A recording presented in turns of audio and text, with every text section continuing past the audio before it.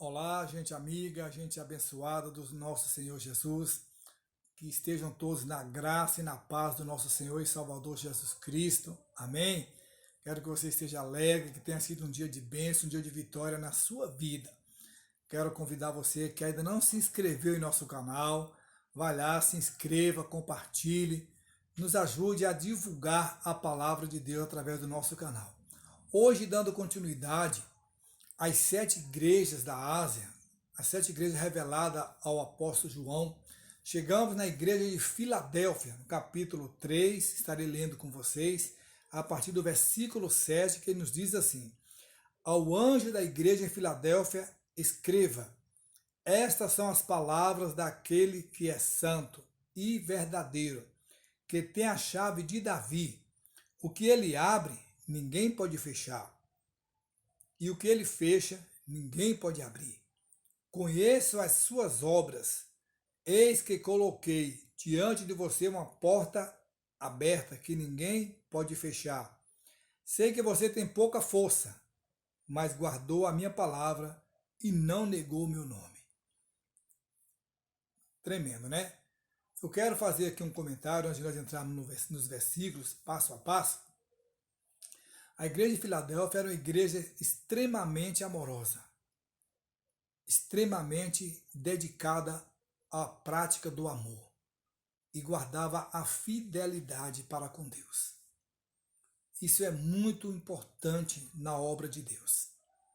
Nenhuma obra pode ser denominada casa de Deus, casa de oração, templo do Senhor, se ela não tiver prioritariamente o amor e a fidelidade como bases essenciais, né? Ela era uma comunidade que dedicava seu serviço às vidas que precisavam de Jesus. Ela representa para nós a igreja missionária, a igreja que preocupa com a obra missionária, com a divulgação, a propagação do evangelho, onde Marcos vem nos dizer que ide por todo o mundo e pregar o evangelho a toda criatura, né? Então a gente vê que a igreja de Filadélfia era uma igreja que preocupava com esse quesito. O que Jesus disse para a igreja de Filadélfia, né? Nós vamos analisar aqui o que Jesus disse para a igreja de Filadélfia. Né? Filadélfia significa amor fraternal. Qual o elogio? Percebe que ela era perseverante na fé. Esse foi um elogio que ela recebeu da parte do Senhor. Qual a instrução recebida na carta? Guarde a fé. Qual a promessa? Lugar na Nova Jerusalém. Então vejamos, na carta de uma igreja que tinha um amor fraternal, ela recebe de Deus um elogio, que ela perseverava na fé. Fé é algo que deve ser mantido, aleluia, viva em nossos corações. Igreja sem fé é uma igreja morta. Igreja sem confiança é uma igreja literalmente apagada, né? Então ele pediu para não só perseverar, mas para guardar a fé. E a promessa era um lugar na Nova Jerusalém. Então, tanto a igreja como a cidade de Filadélfia eram pequenas.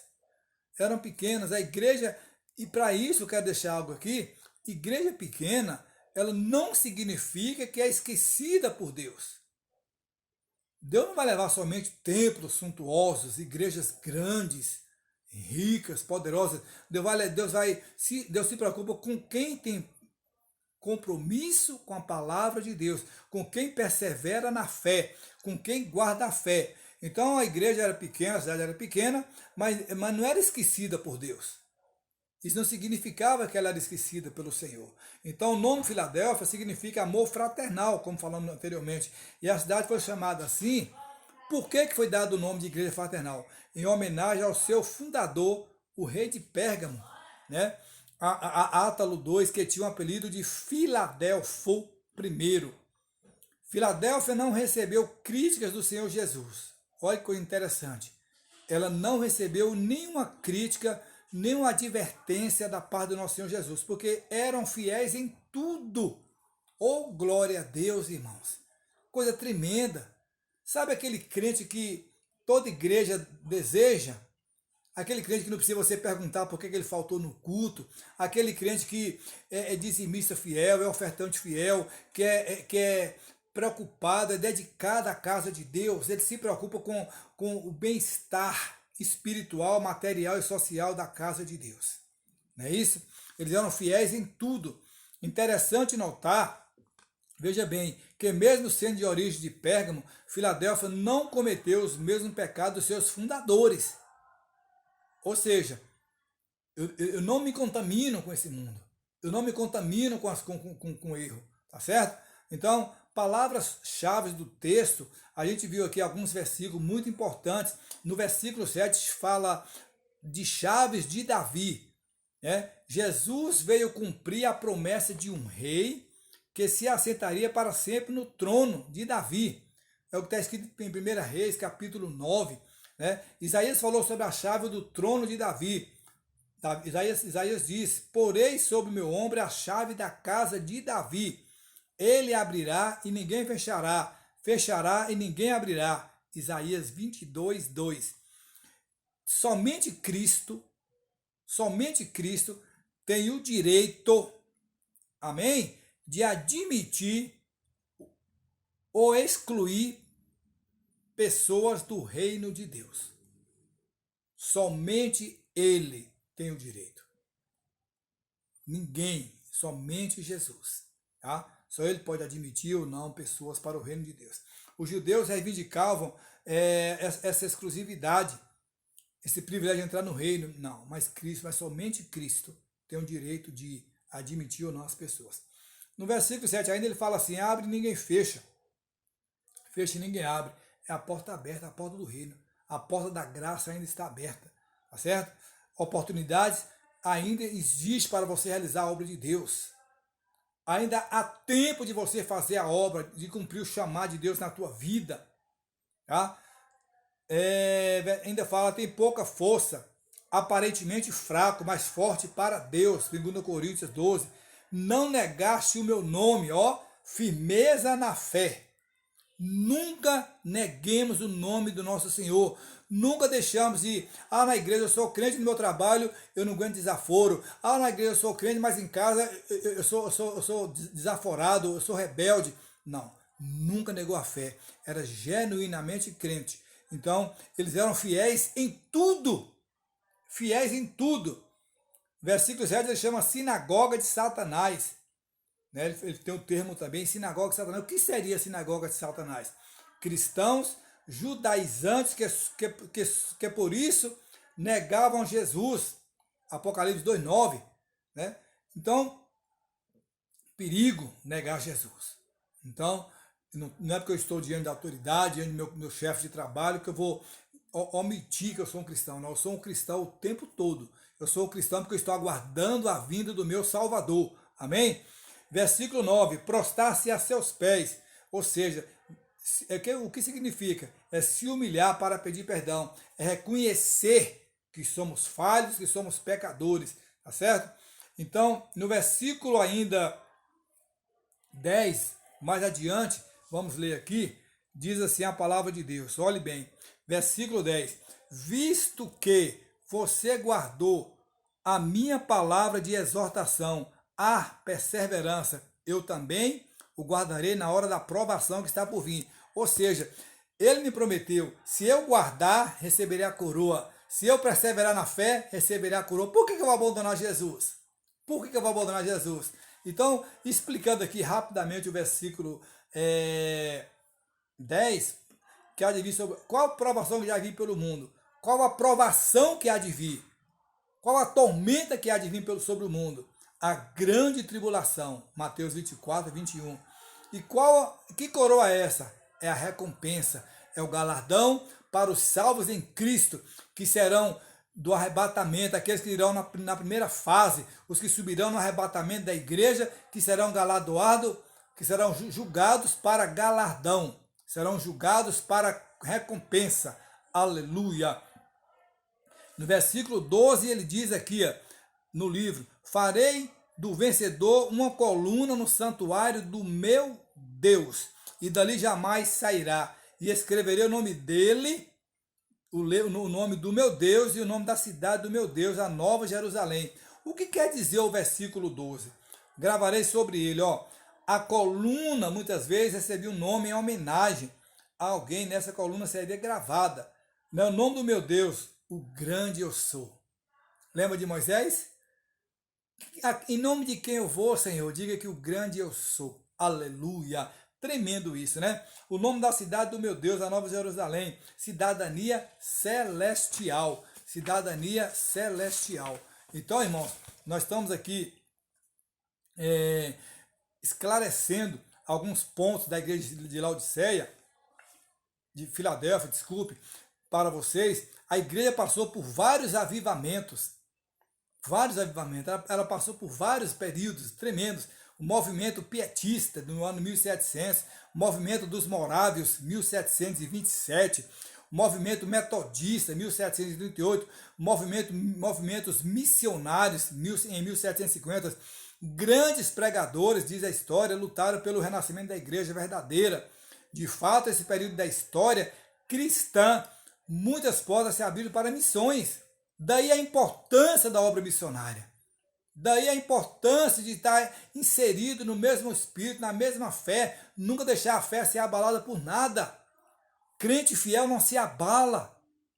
Crente fiel não abaixa a cabeça, não abaixa a guarda, aleluia.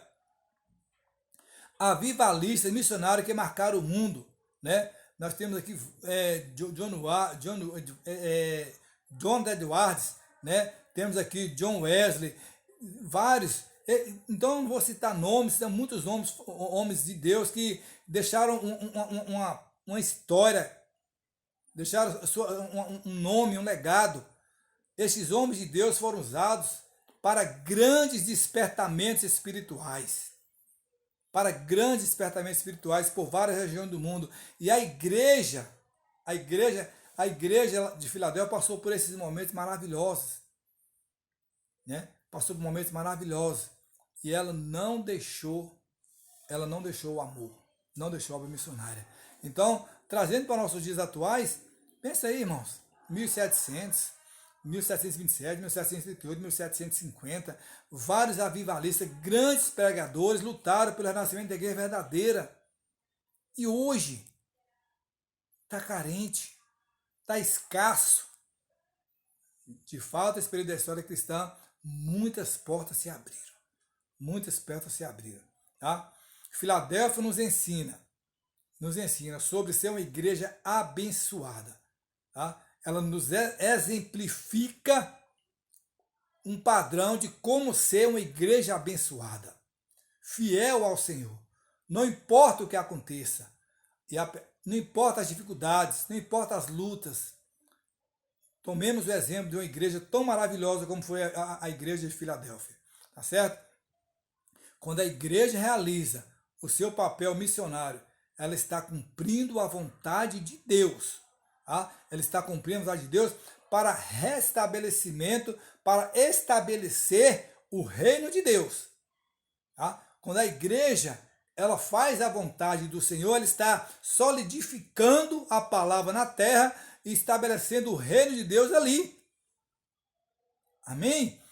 Ao invés de ficar cuidando de interesses internos, né? A igreja precisa marchar adiante em busca daqueles que estão perdidos lá fora. Tá certo? Então, a igreja de Filadélfia ela nos ensina sobre a fidelidade. Eu quero só concluir aqui num ponto que de Russell, ele fala bem assim, ó, a igreja de Filadélfia não era forte. Né? Comentário aqui de Russell, ele fala que a igreja não era forte. Como eu falei no início, é uma cidade pequena, uma igreja pequena, né? Mas permanecera obediente a Deus e se colocara firmemente, né, contra a opressão satânica.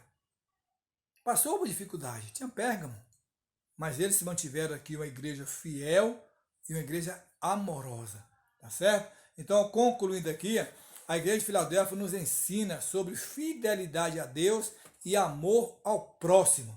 Esta é a igreja que Deus quer, uma comunidade viva e perseverante na palavra. Amém?